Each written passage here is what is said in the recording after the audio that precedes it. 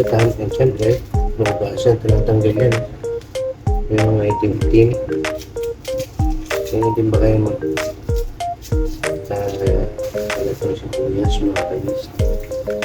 So, nalagatan ko na ito, tatlo. Syempre, masarap sa nilaga natin ng sibuyas.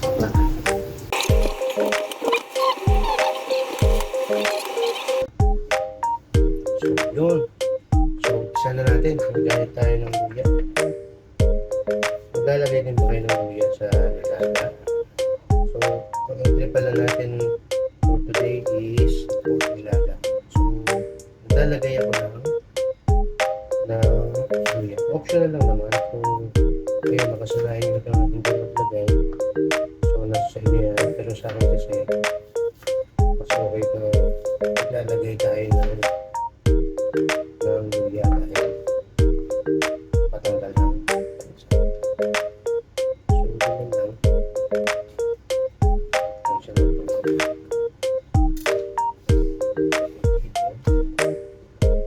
Susunod ko yun.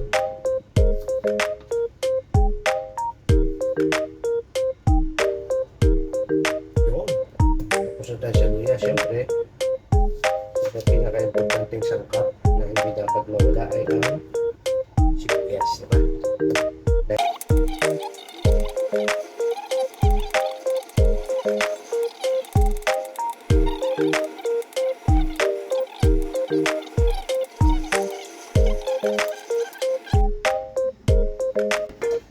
Pinipinito tayo dyan ng konting simpleng nilalaga natin ng mga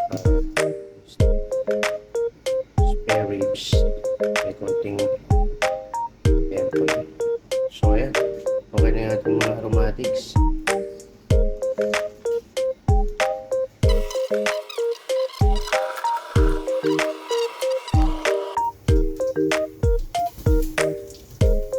Ayan natin kung ating mga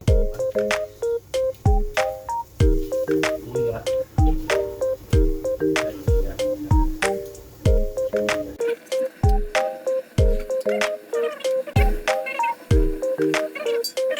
Ang siya mga ka-juice.